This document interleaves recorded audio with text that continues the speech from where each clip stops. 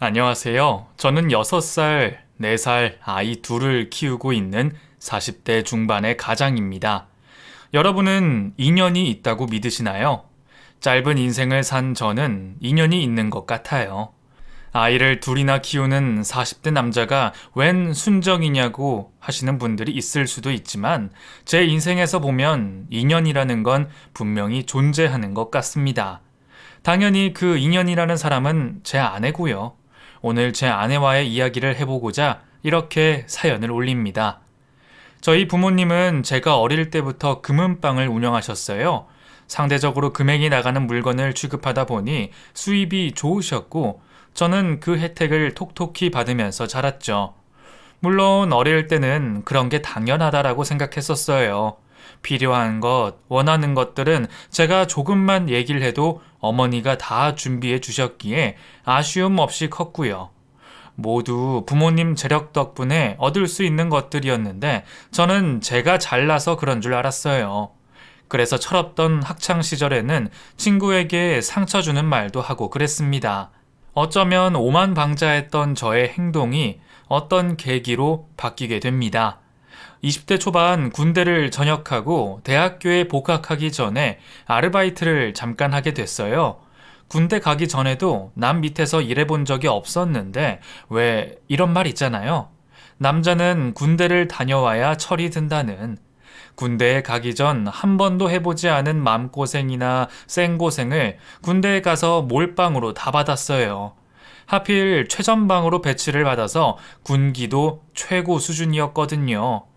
요즘 군대는 시대가 바뀌어서 개인 시간도 있고 복무 기간도 짧아졌잖아요. 저 때는 지금과 비교가 되지 않을 수준이었기에 구르라면 구르고 뒤집으라면 뒤집고 정말 장난이 아니었어요. 그때 정신을 확 차린 것 같아요. 밖에서 하던 대로 하면 죽어서 나갈 수도 있겠다는 위기감이 저를 철들게 하더라고요. 그렇게 군대를 다녀오면서 그동안 당연히 가졌던 모든 것들이 고맙고 소중하게 여기게 됐어요. 부모님의 관심과 사랑도 그 중에 한 가지였고요. 철이 들어서 제대를 하고 복학하기 전에 그냥 놀고 먹고 하기보다는 생산적인 일을 하자 싶었어요. 그래서 고깃집에 아르바이트를 가게 됐죠. 경원아, 네가 무슨 아르바이트를 한다 그래? 그냥 집에서 쉬어. 누가 돈 벌어오래? 엄마, 그냥 심심해서 하는 거예요. 하루 종일 집에만 있으면 뭐해? 심심하면 운동 다녀. 엄마가 헬스 끊어줄게. 운동 집에서 하면 돼요. 나 이렇게 몸 좋은 거 안 보여요? 하나밖에 없는 아들이 아르바이트를 하는 게 못마땅한 어머니셨어요. 부모님이 결혼 후 제가 바로 생겨서 걱정 없이 둘째도 바라셨는데 결국 제 동생은 생기지 않았고 아들 하나 얻은 어머니는 늘 저의 일거수일투족이 걱정이신 분이셨어요. 그런 엄마를 아버지는 못마땅해 하셨지만 엄마가 왜 그러는지 아시기에 별 말씀은 않으셨어요. 경환이도 이제 나이가 있는데 지 용돈은 지가 벌어서 써도 되지. 꼴랑 몇 시간 하는 아르바이트 하게 둬요. 여보, 아버지 말이 맞아요. 엄마 걱정 마세요. 군대까지 다녀온 아들을 물가에 내놓은 아이 마냥 걱정하시는 엄마를 안심시키며 아르바이트를 나가게 됐어요. 처음 해보는 일이었지만 역시 군대에서 익힌 짬으로 일은 금세 익힐 수 있었죠. 고깃집 사장님은 저랑 7살 정도 차이 나는 형 같은 분이었는데 젊은 혈기로 시작한 장사다 보니 가게 분위기가 좋았습니다. 학교 근처에 있어서 손님들도 거의 학생이 많았고요. 가끔 나이 드신 아저씨들이 오셔서 술주정을 하시는 경우가 있었는데 그럴 땐 알바생들이 저를 쳐다봤어요. 오빠가 가서 좀 어떻게 해봐요. 야, 내가 진상 전담이냐? 형이 잘하니까 그러죠. 저분 술 진짜 많이 드셨단 말이에요. 알았어. 군 생활을 잘하려면 선임들에게 적당한 아부와 요령이 필요했거든요. 그렇게 익히게 된 능글거림으로 만취한 손님들 살살 달래서 택시까지 태워보는 걸 몇 번 했더니 알바하는 애들이 그런 손님만 오면 저에게 다 넘기는 거였어요. 여자 알바생이나 이제가 신입생이 된 남자 알바들의 전적인 신임을 받으며 가게에서 해결사 노릇을 했어요. 제가 키가 좀 크거든요. 게다가 누가 봐도 운동한 몸이라 그런지 진상 손님들은 저의 안내를 받으며 귀가를 해주셨고 일하면서 그런 경험들은 은근히 활력도 됐어요. 그러던 어느 날 제 인생 운명의 여자를 그곳에서 만나게 됩니다. 그녀는 저보다 2살이 어렸고 방학 기간에 학비를 벌기 위해 알바를 하러 온 여학생이었어요. 가게 사장님으로부터 새로 알바생이 온다는 얘기는 들어서 알고 있었지만 출근 시간에 먼저 와서 대기하고 있는 그녀를 보는 순간 심장이 쿵 떨어지는 것 같았어요. 그만큼 첫눈에 저는 그녀에게 사로잡히고 말았죠. 처음에는 제 마음을 잘 몰랐어요. 혈기왕성한 나이에 예쁜 여자에게 시선이 가는 건 당연한 거잖아요. 단순히 남자 여자의 자연스러운 호감일 거라 여겼었는데 시간이 흐를수록 그녀 앞에서 안절부절 못하는 저를 발견하게 됩니다. 그런 저의 관심은 자연스럽게 그녀에게 호감으로 비춰진 것 같았고 그녀도 그걸 싫어하진 않았어요. 오늘도 알바하고 온 거야? 네, 오늘은 하루 종일 알바 있어서 지금이 세 탕째예요. 와, 야, 이렇게 몸이 약한데 하루에 3탕씩 어떻게 해? 저 튼튼해요. 괜찮아요. 학비 때문에 알바를 그렇게 많이 한다는 그녀는 딱 봐도 몸이 약해 보였어요.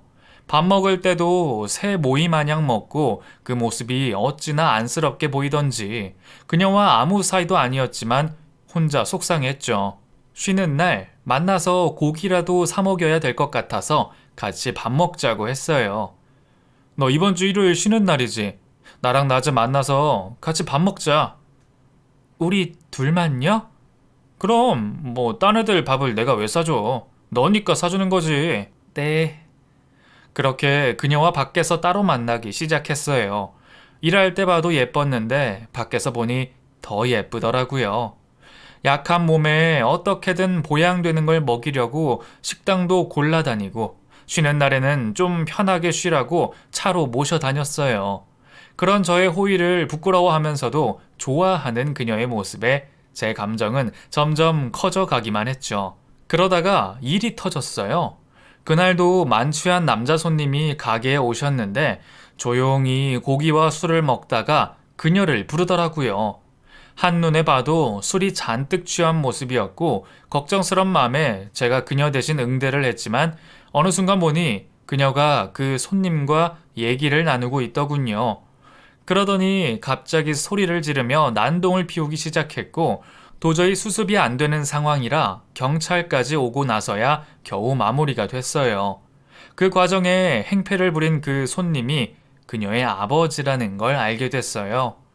알코올 중독으로 정상적인 생활을 못하는 아버지가 돈을 달라며 찾아왔던 거라고 나중에 얘기를 해주는데 저에게 조심스레 말을 하면서 눈물을 흘리는 그녀의 모습이 너무나 안타까웠어요. 결국 그녀는 알바에서 잘리게 됐고 마음의 상처까지 받은 그녀를 보는 제 가슴은 더 찢어지는 듯 아팠습니다. 상황이 안 좋았지만 그래도 학교는 졸업해야 했기에 그녀는 다른 알바를 구했어요. 그래서 친구가 소개해준 과외 자리를 그녀에게 소개시켜줬습니다. 오빠, 정말 고마워요. 이렇게까지 마음 써주시고. 아이, 고맙긴. 과외는 잘만 하면 소개가 계속 들어올 수 있고 고깃집 알바보다는 페이도 좋아. 그러니까 잘 해봐. 알았지? 네. 오빠 얼굴에 먹칠하지 않도록 신경 쓸게요. 그렇게 그녀는 또 다른 알바를 하게 됐어요. 제가 소개를 해준 자리가 고마워서 그런지 그 일이 있고부터 더 적극적으로 연락을 주고받게 됐고 저희는 같이 일할 때보다 더 급속도로 가까워졌어요. 여전히 알바로 바쁜 일상을 보내는 그녀였지만 운전기사도 마다 않고 같이 있을 시간만 있다면 어디든 찾아갔어요. 그런 날들이 쌓이게 되자 결국 저희는 연인으로 발전하게 됐습니다. 군대에 가기 전에도 잠깐 만났던 여자들은 있었어요. 대부분 저를 좋아한다고 먼저 다가온 여자들이었고 딱히 싫은 건 아니라 교제도 하고 그랬는데 마음이 없어서인지 오래 가지는 않았거든요. 그런데 이 여자는 달랐어요. 제가 너무 좋아해서인지 데이트를 할 때마다 시간이 너무 빨리 흐르고 좀 전에 헤어졌지만 또 보고 싶고 그랬거든요. 그녀에게 빠져도 정말 단단히 빠진 상태였죠. 너 요즘 여자 만나니? 어떻게 아셨어요?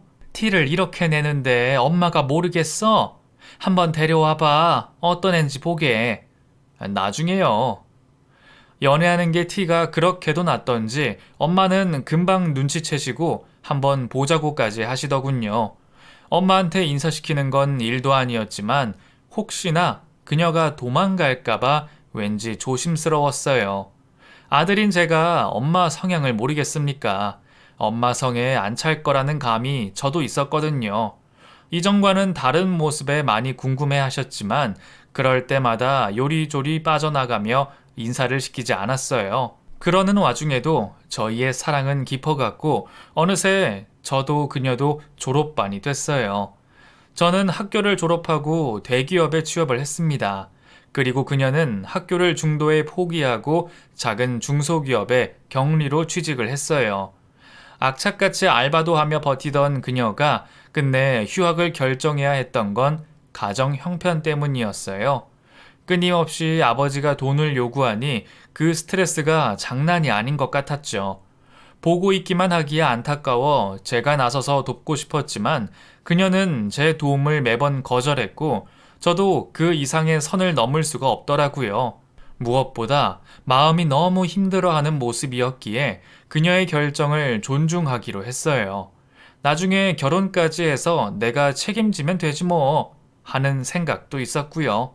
처음 만남은 고깃집 알바생의 같은 위치에서 시간이 갈수록 그녀와 저의 환경은 달라졌습니다. 하지만 저는 그런 게 전혀 신경 쓰이지 않았어요. 어차피 남자인 제가 그녀를 끝까지 책임지면 된다는 생각이 확고했고 또 그럴 자신도 있었거든요. 그러니 그녀의 배경은 저에게 문제가 되지 않았어요. 하지만 그건 어디까지 제 입장이었죠. 부모님이라는 큰 언덕이 있다는 것을 제가 간과한 거예요. 절대 안 된다. 엄마, 글쎄 안 된대도 아무리 내가 좋게 봐주려고 해도 차이가 나도 너무 나잖니. 취업이 되고 회사 일에 적응이 됐을 때쯤 그녀를 엄마께 소개시켰어요. 저도 밥벌이할 직장이 생겼으니 여차하면 그녀와 결혼을 하자 싶은 생각이에요. 한 여자와 연애를 한 지도 4년이 넘어갔고 그동안 엄마와 그녀가 친분을 쌓을 계기는 없었지만 차차 하면 된다는 생각에 소개를 한 거였는데 결혼이라는 얘기가 나오기도 전에 엄마는 반대하셨어요. 엄마, 윤경이 진짜 괜찮은 애예요. 성격도 좋고 책임감도 강하고요. 네가 걔를 얼마나 좋아하는지는 엄마도 알아.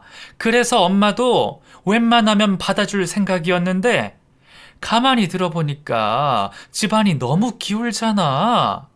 이제 너도 나이가 있어서 곧 결혼할 수도 있는 관계인데 아무나 만나면 되겠니?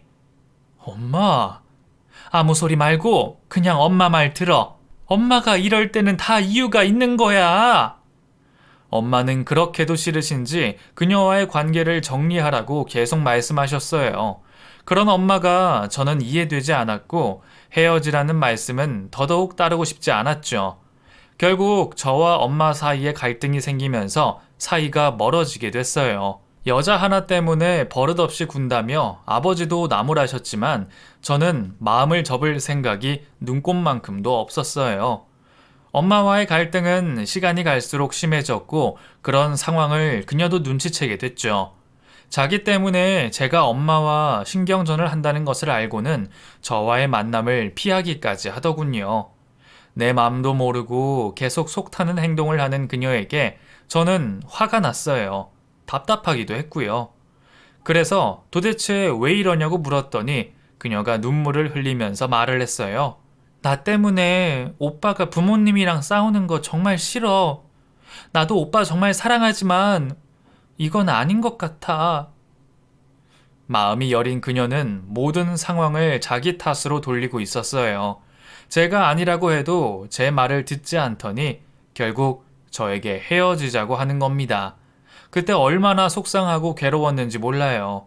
부모님 마음을 상하게 해드리고 싶진 않았지만 그렇다고 사랑하는 사람을 포기하고 싶지도 않았죠.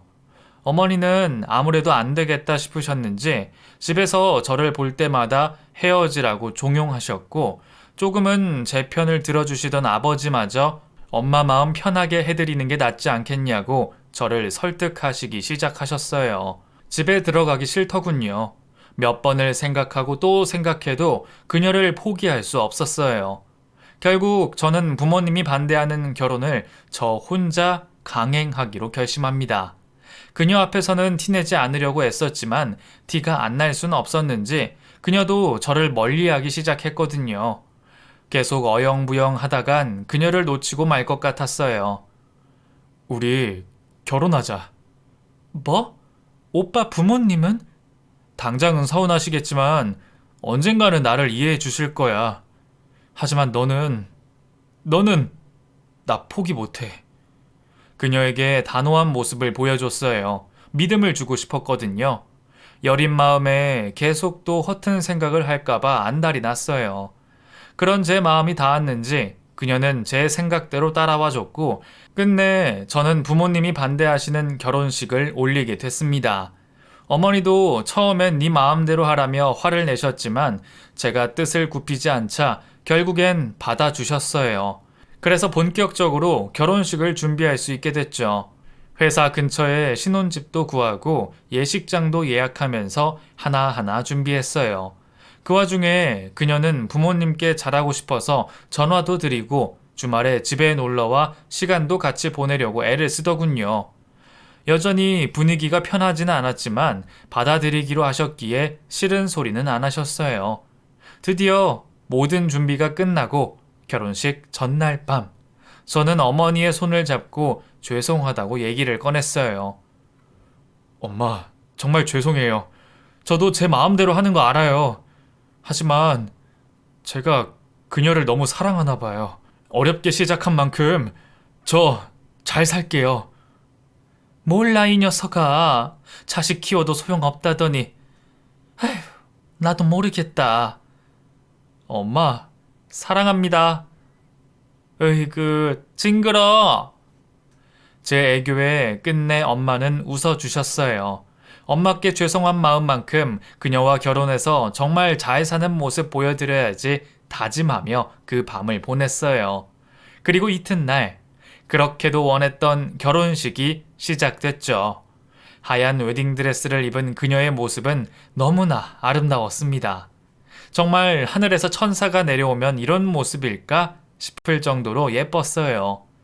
저희 쪽 손님들은 신부가 예쁘다고 한마디씩 했고 부모님도 허허허 기분 좋게 웃으셨죠.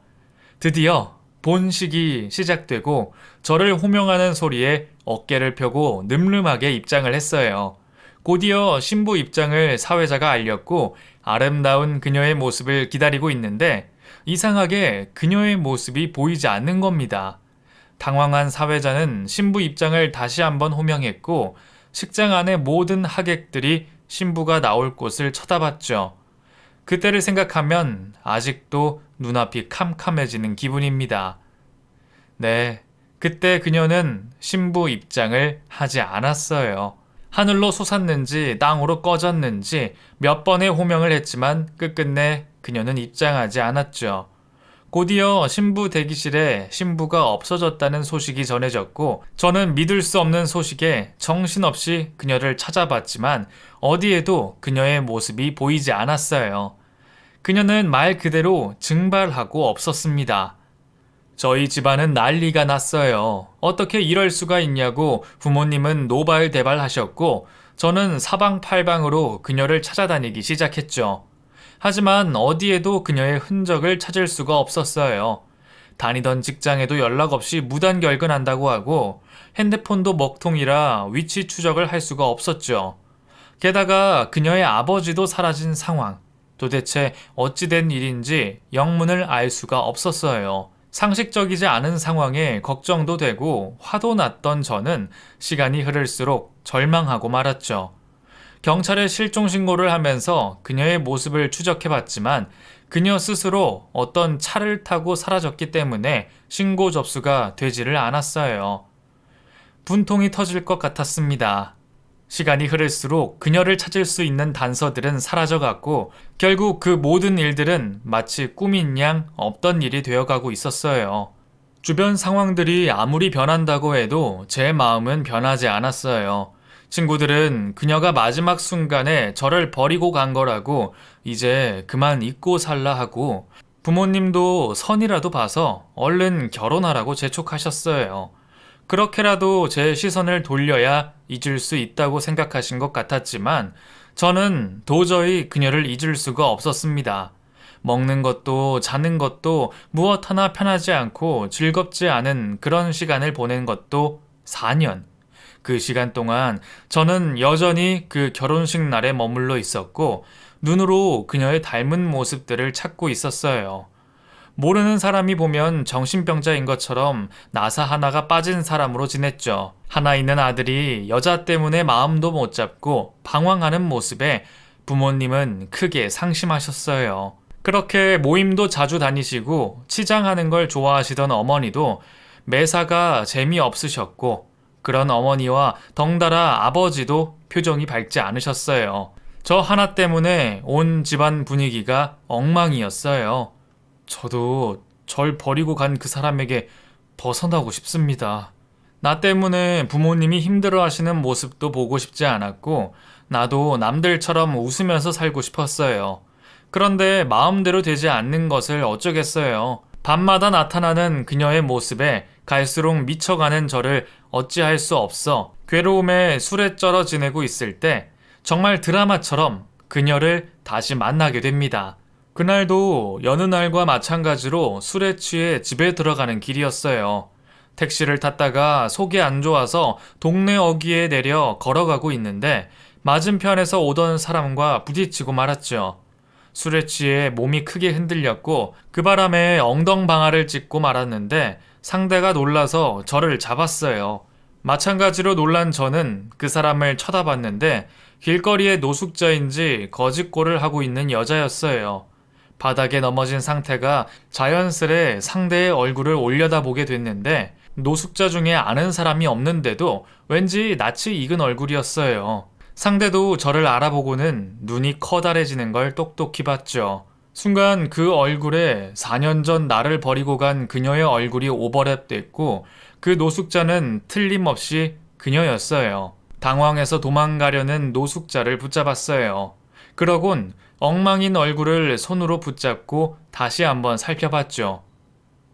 왜 이러세요? 이제 놔주세요. 너 윤경이지? 맞지? 윤경이 맞지?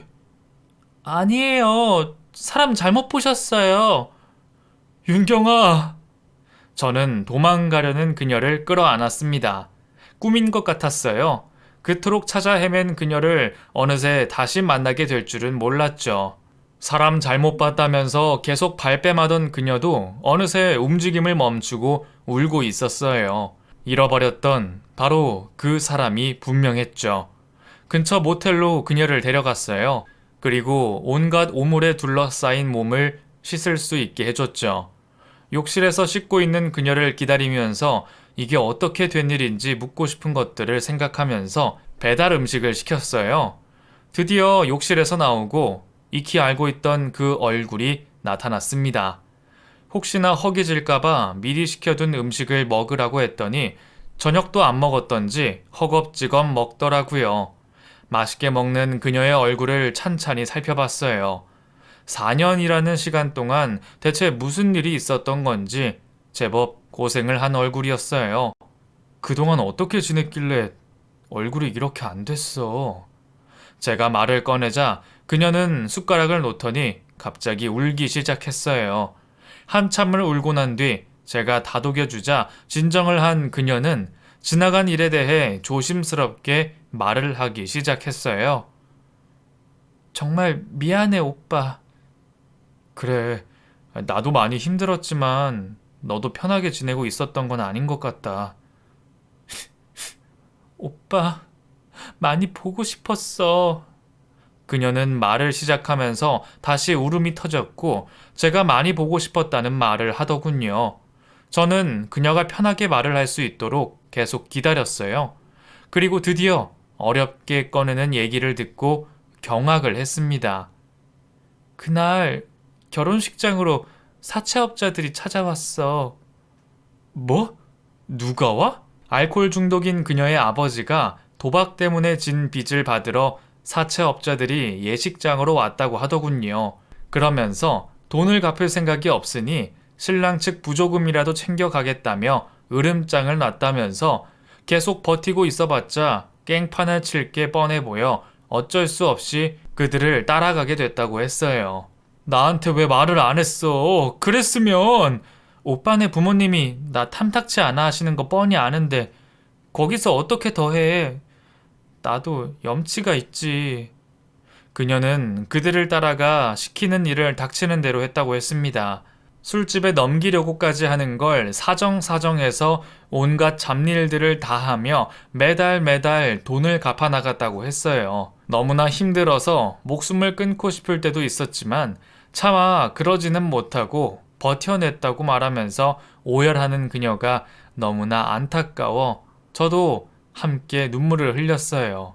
아버지는 어디로 갔는지 행방불명이 됐고 어디 신고도 할 수가 없었어. 그러다가 술집에 나를 팔려고 하길래 작정하고 도망쳤어. 술집에서 몸 파는 일은 도저히 할 수가 없었어, 오빠. 그래, 잘했어. 정말 잘했어. 그렇게 도망을 나오고 혹시나 그 업자들한테 다시 추적을 당할까봐 일도 못하고 노숙자로 지낸 게 1년의 세월이 흘렀다고 하더군요. 길거리에서 생활하면서도 그들이 저를 찾으러 올까봐 한 군데 정착하지도 못하고 계속 떠돌이 생활을 했다는 그녀. 그러다가 제가 보고 싶어서 저희 집 동네에 왔는데 마침 저와 부딪히게 돼서 정말 극적으로 재회를 하게 된 거였어요. 윤경아, 이제 내가 널 지켜줄게. 내가 너 책임질게.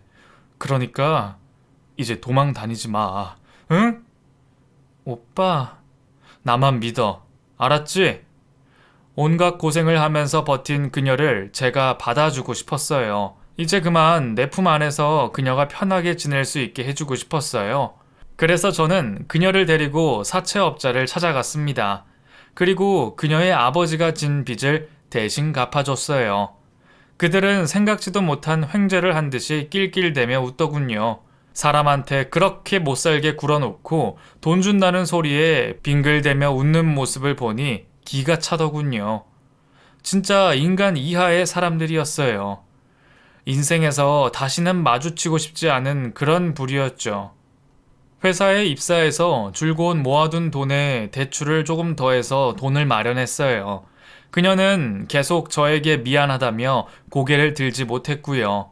사채업자와 헤어지고 나와서는 혼자서 눈물까지 뚝뚝 흘리는 그녀를 데리고 집으로 갔습니다. 다시 나타난 그녀를 본 부모님은 귀신을 본 마냥 크게 놀라셨어요. 어디 멀리 도망간 줄 알았던 그녀가 아들의 손을 잡고 나타났으니 놀라시는 게 당연했죠. 너 여기가 어디라고 다시 왔니? 엄마, 경환이 너는 조용히 해. 얘, 너 지금 제정신으로 여기 온 거야? 네가 그렇게 도망가 버리고 우리가 얼마나 우습게 됐는지 아니? 우리 경환이는 어떻고? 멀쩡한 애를 결혼식장에서 바람 맞은 멍청한 놈으로 만들어 놓고 네가 무슨 낯짝으로 여길 다시 온 거야? 당장 나가! 내 집에서 당장 나가! 죄송합니다. 어머니는 흥분하셔서 소리를 치셨고 그녀의 울음은 다시 시작됐어요. 경환이 너 얘 왜 데려온 거야? 너 기어이 이 엄마가 뒤로 넘어가는 걸 봐야 하겠니? 엄마, 저 윤정이랑 다시 시작할래요. 엄마도 그동안 저 보셨잖아요. 저 윤경이 없으면 안 돼요. 야, 차경환! 죄송해요, 엄마, 아버지. 저 윤경이랑 혼인신고할 겁니다. 저 안 보고 사신다고 해도 저는 윤경이랑 살아요. 아무 말도 못하고 흐느껴 오는 그녀의 손을 잡고 집에서 나왔어요. 뒤로 어머니가 소리를 지르시는 소리가 났지만 뒤돌아보지 않았어요. 물론 마음이 너무 무거웠어요. 정말 죄송하기도 했고요. 마음도 아팠습니다. 하지만 제 마음은 온통 그녀에게 가 있었기에 다른 선택을 할 수가 없었어요. 그녀와 결혼하는 것이 저에게 최선이었어요. 그토록 바라고 바랬던 그녀와의 결혼식은 하객이 아무도 없이 저희 둘이서 치르게 됐어요. 결혼식이랄 것도 없이 혼인신고를 했던 그날 반지만 서로 바꿔 끼면서 평생 함께 하자고 약속을 했죠. 4년 전 그렇게 화려하게 준비했던 예식장이나 드레스, 많은 하객들은 하나도 없었지만 저와 그녀는 누구보다도 행복한 결혼식을 했습니다. 많은 불행들을 돌고 돌아 드디어 하게 된 결혼. 그렇게 힘겹게 돌아왔으니 이제 우리에게 남은 건 행복한 결혼 생활밖에 없다며 평생 그녀를 사랑하겠다고 말을 해줬어요. 그 난리를 치고 나온 터라 차마 본가에 들어갈 수 없어서 그 근처에 집을 하나 구했죠. 돈이 여의치 않아서 작은 평수로 구했는데 둘이서 지내기에 아늑하고 좋았어요. 세간도 필요한 것들만 구비해서 드렸는데 아내가 센스 있게 꾸며서 신혼집 냄새가 물씬 풍겼죠. 나 한동안 아르바이트만 할까 하는데 괜찮아? 그래, 너 하고 싶은 대로 해. 일 안 해도 괜찮아. 일은 할 건데 당분간 어머님 아버님께 신경을 쓰고 싶어서. 마음에 걸려? 그럼 마음 편한 게 오히려 이상하잖아. 충격이 크셨을 텐데. 나 두 분께 이쁨 받고 싶어. 그래서 노력할 거야. 두 분이 나 봐주실 때까지. 그래, 네 본 모습을 보시면 엄마도 예뻐해 주실 거야. 아내는 그 다음 날부터 도시락을 싸기 시작했어요. 그리고 그걸 부모님이 운영하는 금은방에 매일 가져갔죠. 부모님의 가게도 주변에 점점 경쟁하는 가게들이 생기고 요즘은 온라인으로 구매하는 사람들도 늘어나면서 매출이 줄어들었어요. 그래서 쓰던 직원들을 다 내보내고 두 분이서 운영을 하고 계셨는데 점심때마다 식사를 사드셨거든요. 아내는 점심 도시락을 정성껏 싸서 부모님 가게로 매일 갖다 주기 시작했어요. 정말 정성을 다해 준비한 도시락이었지만 부모님은 쉽게 받아주시지 않았어요. 가게 앞까지 도시락을 들고 가서는 가게 안에 들어가지도 못하고 포장한 그대로 다시 들고 오는 날의 반복이었죠. 아내는 차갑게 식어버린 도시락을 집으로 가져와서는 그걸 혼자서 꾸역꾸역 먹었어요. 식어서 배탈이 난다고 먹지 말라고 해도 아까워서 안 된다며 본인이 그걸 먹더라고요. 그러고서는 다음 날이 되면 새로 도시락을 싸서 다시 가게로 가져갔습니다. 그 시간이 일주일이 되고 보름이 되고 한 달이 되면서 한 번도 가게 안으로 들어가지 못하는 아내가 가여워 제가 같이 간 적이 있었어요. 혹시나 제 얼굴을 보시고 노여움을 거두시지 않을까 기대를 했지만 엄마는 정말 화가 많이 나셨는지 저한테조차도 차갑게 대하시더군요. 너 앞세워 온다고 내 마음이 달라질 것 같아? 일 없으니 그만 돌아들 가. 꼴도 보기 싫다. 정말 단단히 화나신 것 같았어요. 한 달 내내 사람을 밖에 세워두셨으면 조금은 마음의 문을 열어주실 수 있지 않나 싶은 생각에 서운한 마음도 들려고 하더군요. 그런 저와 달리 그녀는 서운한 기색을 한 번도 내지 않았어요. 내가 어머님 같은 입장이셨으면 찬물을 한 바가지 뿌렸을 것 같아. 얼마나 어이가 없고 서운하시겠어. 나 어머님 마음 다 이해될 것 같아. 그러니까 어머님이 마음 풀리실 때까지 나는 묵묵히 노크할 거야. 괜찮겠어? 그럼 겨우 이 정도 가지고. 내가 어머님께 드린 상처에 비하면 이건 아무것도 아니야, 오빠. 그녀는 포기하지 않고 계속해서 도시락을 만들어 갔어요. 실은 내색 한 번 없이 매일매일 정성을 다해서 도시락을 만들었고 그러길 3개월을 하고 있었죠. 그날은 제가 연차를 내고 쉬는 날이었어요. 기분 전환 삼아 그날은 밖에서 외식하자고 하면서 점심 도시락 배달을 하지 말라고 꼬셨죠. 하지만 그녀는 다녀와서 외식하러 가면 된다고 하면서 기어이 도시락을 만들어 나가는 거였어요. 그녀가 어떤 마음으로 그러는지 알기 때문에 더는 말리지도 못하고 다녀오라고 했어요. 데려다 주려고 했는데 혼자 다녀오면 된다고 우겨서 저는 집에서 그녀를 기다리기로 했죠. 아내가 집에 오면 바로 나갈 계획이라 외출 준비를 하고 있는데 갑자기 전화가 왔어요. 오빠, 아버님 병원으로 실려가셨어요. 그러니까 어서 와. 뭐? 아버지가? 갑작스런 전화에 저는 놀라서 병원으로 갔습니다.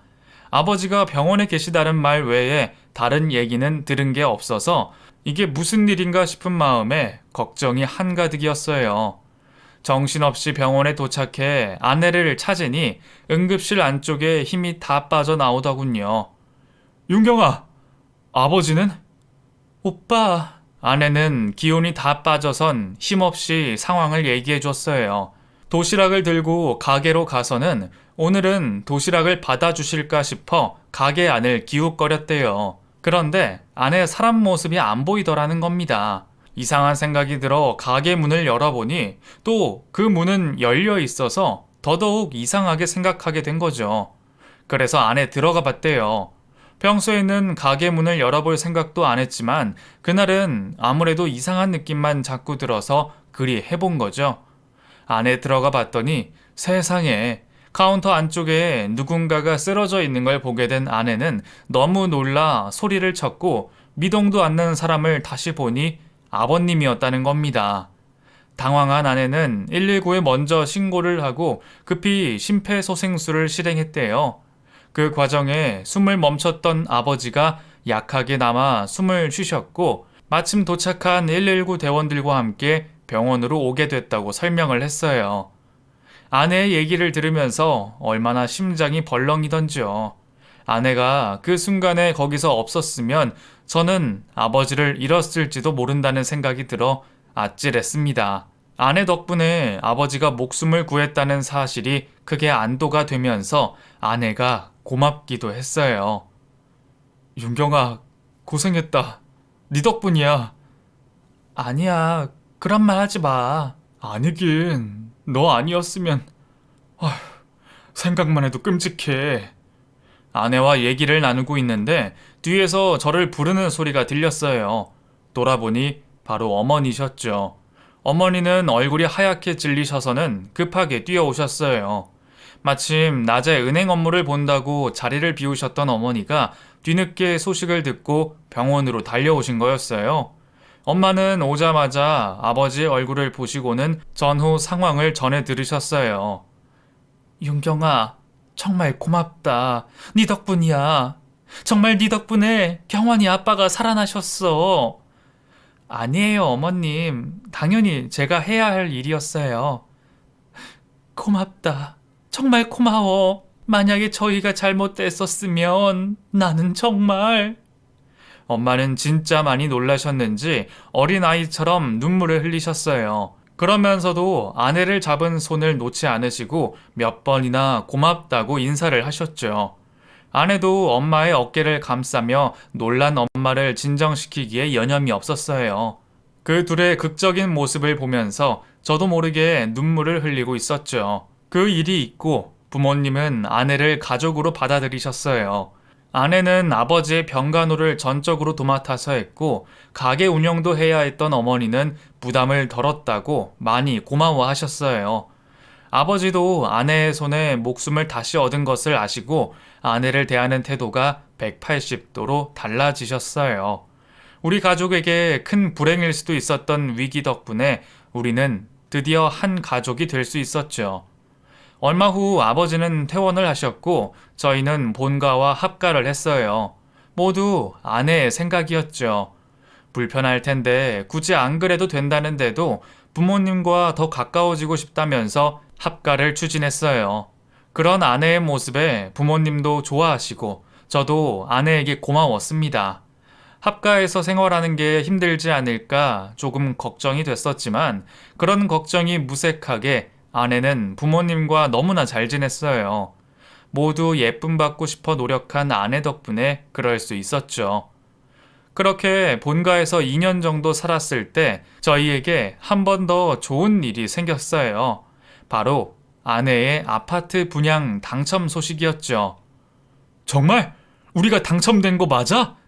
그렇다니까요. 이번에 경쟁률이 엄청 치열했다는데 우리가 됐어요. 아내가 신혼부부 특공으로 고급 아파트에 청약을 넣었었는데 그게 당첨이 된 거였어요. 부모님은 우리 집에 복덩이가 들어와서 좋은 일들이 연속으로 터진다고 너무 좋아하셨어요. 저도 놀라운 일들이 연속으로 생기니 정신을 못 차릴 정도였고요. 아내가 당첨됐던 그 집은 어느새 다 지어서 지금은 저희의 아늑한 보금자리가 됐어요. 그 이후부터는 언제 우리 가족이 불화가 있었냐는 듯 편안하고 행복하게 지내고 있어요.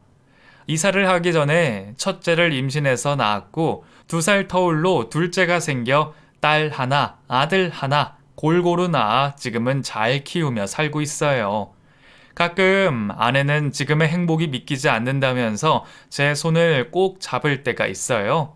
과거 너무나 불행하기만 했던 자신이 나를 만나서 완전히 새 삶을 살게 됐다며 저에게 너무나 고마워했죠.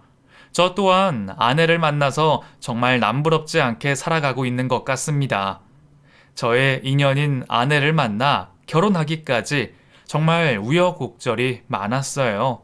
둘이 헤어지지 않은 게 이상할 정도로 일이 있었지만 그 모든 순간을 넘어설 수 있게 해준 게 바로 인연이라 그럴 수 있었지 않았나 싶어요. 저에게 무엇과도 바꿀 수 없는 소중한 인연, 이 인연을 꼭 잡고 앞으로도 100년해로 하려고 합니다. 제 이야기는 여기까지고요. 두서없는 긴 글 들어주셔서 정말 감사합니다.